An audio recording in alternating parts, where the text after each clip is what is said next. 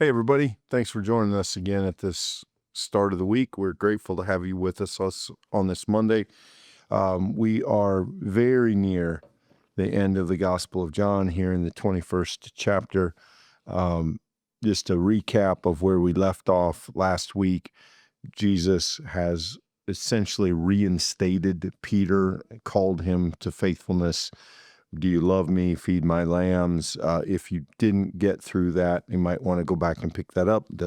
And we now, in this last part of the gospel, if you've been with us, you'll realize that there have been two disciples that have kind of come to the forefront, Peter and the disciple Jesus loved. That's the label that gets applied to one of the disciples. And as we've said pretty consistently, not everybody agrees, but almost everybody agrees that is probably John himself. And so today, as we now had sort of a wrap up with Jesus and Peter, we now get a kind of wrap up about John, though it still involves a conversation with Peter. So let me read a few verses here and we'll come back and flesh them out.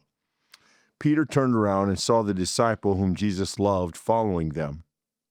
He was the one who reclined next to Jesus at supper and had said, "Lord, is it I who is going to betray you?"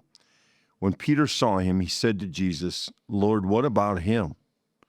Jesus said to Peter, "If it is my will that he remain until I come, what is that to you? Follow me." So the rumor spread in the community that this disciple would not die. Yet Jesus did not say to him that he would not die, but he said, "If it is my will that he remain until I come, what is that to you?" So I don't know. It'd be an interesting conversation with a Bible scholar, Michael, in terms of the function of this passage. Evidently, in this community, if this is in fact John, perhaps there was some conversation. John is one of the disciples we know that did live into older age, was not martyred, and perhaps there is this idea that Jesus had proclaimed, or that John takes on significance and is going to live until Jesus returns.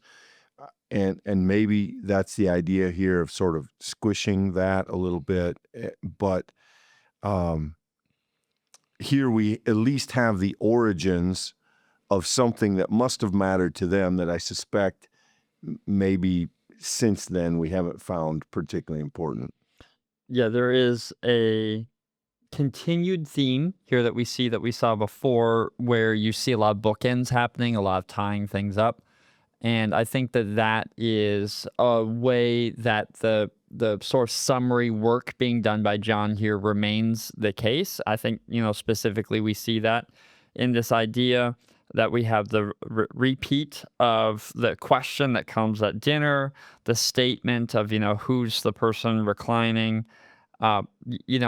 That's the sort of work that's being done here to summarize the characters' stories. You've got Peter's story because he's been important as a disciple, but make no mistake about it, we've had this sort of subtext of the writer of John here, the disciple who Jesus loved. We even running to the tomb. We've had that kind of behind the scenes almost look as to the story, and so I do think that there is some wrapping up of this character's theme happening here that's helpful and that's meaningful, that's understandable in light of the patterns that we've already had up to this point.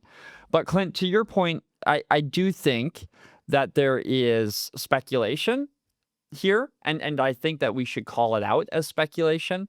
When you come to the end of a book like this and you have these kinds of comments that there's this conversation. I mean, literally, our translation uses the word rumor spread that this beloved disciple would not die. That's going to cause us to speculate as to what's happening there. It's just built into what it is. Whether or not that is a kind of squashing, or whether that is a kind of theological corrective to something that went wrong, or you could go all day, right? That John just died and that there was some significant question about that, and then that this sort of became part of the story as a clarification. That is literally made up. That's stuff that shouldn't be repeated. It's simply to say, though, that this likely did serve a purpose to the first Christian community that received this. And we sometimes, as Bible readers, forget that this is scripture not because it was written with the intention of being delivered in your Bible to you today by the first author, but because the Spirit of God is able to work within these texts to have a word for us today, even if we're reading it in a letter that was intended and sent to someone else. And I think that that's coming to the top here.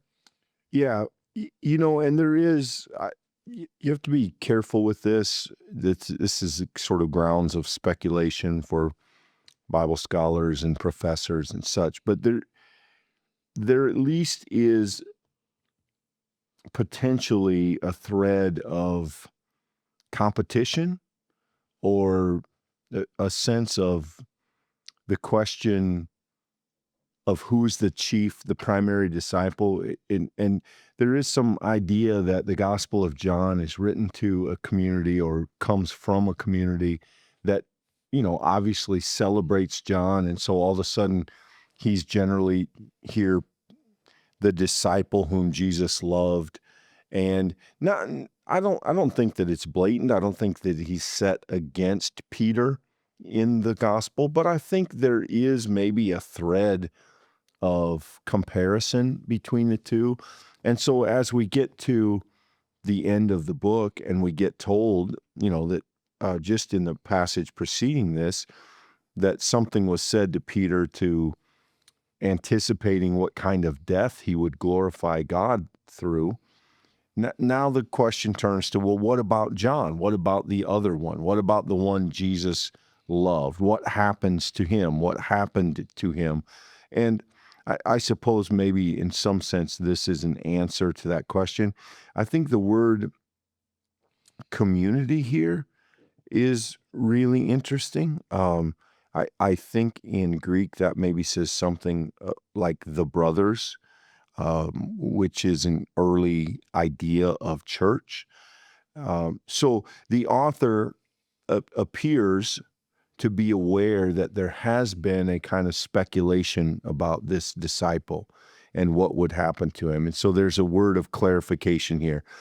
Fascinating that even here at the end of the gospel, there's a little bit of firefighting going on and squelching ideas that aren't helpful to the community. So, I don't know exactly what we make of this as we get the almost final appearance of the disciple whom Jesus loved. And Jesus essentially says, this is my business. Even here at the end, he kind of rebukes Peter. If it's my will, what is that to you? Follow me. And again, some course correction here, which is interesting this late in the gospel. So, Clint, I don't want to take this too far, but I do think we, in certainly Western Protestantism, if you're a Christian in America, I think we miss that there was, even in the early church, regional realities that, you've got the church in Ephesus is living a very different kind of experience than the church in Philippi, than the church in Rome, than certainly the church in Egypt. And so we miss some of that. I think we kind of think of it from the perspective of being one whole thing. And it's easier to look back through thousands of years and see that, in the same way that we affirm that in our place. If you're local to our congregation, you know that even though Milford is very close to Arnold's Park, they're not the same. They have different cultures and they have different restaurants and they have different ways of doing things. Certainly the same Spirit Lake and Lake Park, whatever.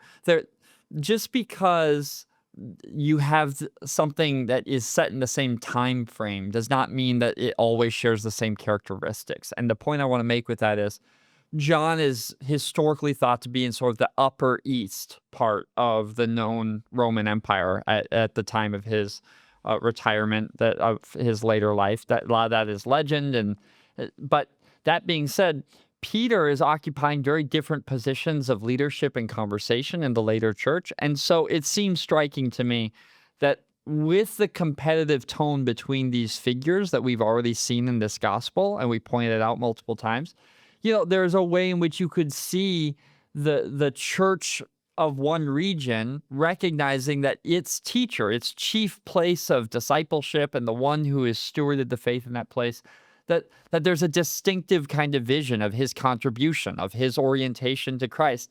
You could read that as being cynical and skeptical. I don't think that you have to, though. I think you can say that there's a unique gifting that John has had, and John is seeking to give this gift to his community. And I make no mistake about it. I think there's a reason why John's the last character of the story, because I think there is a privileging of him and his discipleship in that place.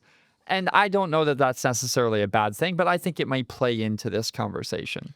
Yeah, and I think tomorrow, as we move toward the closing words of this gospel, this gets a little more clear because you have a conversation with Jesus and Peter about how Jesus is going to be glorified by Peter, even in his death, and John inserts that parenthetically. And then you turn to John and what is his contribution and what is the way that he's going to glorify Jesus.